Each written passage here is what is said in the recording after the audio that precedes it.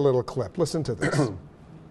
Fred Thompson talks about putting America first, and yet he's the one who is a registered foreign agent, lobbied for foreign countries. After 8 years in the Senate, I guess he has nothing to show for it other than he attended some meetings and cast some votes. He has attacked me. And the point is, if he'd look at my record, he'd know that he's really needing some folks to come off the writer's strike and give him some better line. That's a pretty thin gruel. That's the best he could come up with for the last 3 days. Now, after 3 days, he's been given his talking points, and now he's beginning to slam me a little bit. Let's talk about policies that have to do with our country. I talked about his blaming America first, about our arrogant foreign policy. I've talked to him about wanting to close down Guantanamo and bring those prisoners to American soil and give them habeas corpus rights. I talked about giving public monies in Arkansas to illegal immigrants.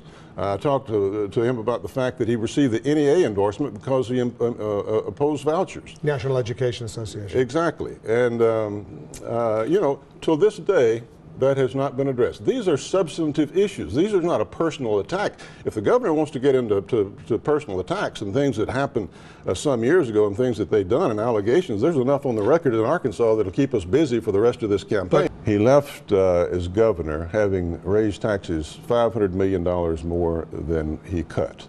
The Cato Institute gave him a D and an F, this conservative institute that judges governors in terms of their tax policies. He has come out with these blame America first comments, his so-called populism, you know. His campaign manager has said that the Reagan Revolution is dead. That's what started this thing the other night.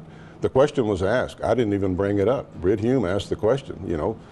Ed Rollins says that the Reagan coalition is dead. What do you think about it? And of course he talked around the subject and smiled and giggled and told a couple of jokes. When I came back, I said, you know, this is about the heart and mind of the Republican Party, because I don't believe it is. But if you look at the governor's record in terms of illegal immigration policies, he objected when the state legislature in Arkansas tried to make it so that a person had to prove they were an American citizen before they could vote. And he objected to that. So there's clearly some contrast between you and Huckabee. Yeah, what about you and McCain? What's the biggest difference between you and McCain? The contrast with Huckabee and me is that I'm talking about issues concerning this country. And somebody has dredged up, he's raised enough money now to get some hit pieces and dredge up personal stuff and personal accusations against me. And now you're seeing the real Mike Huckabee come out. So I think we've done a favor to the American people, because these are serious times, and it requires somebody that knows what they're doing and doesn't walk into a situation with foreign representatives and heads of foreign nations with training wheels on.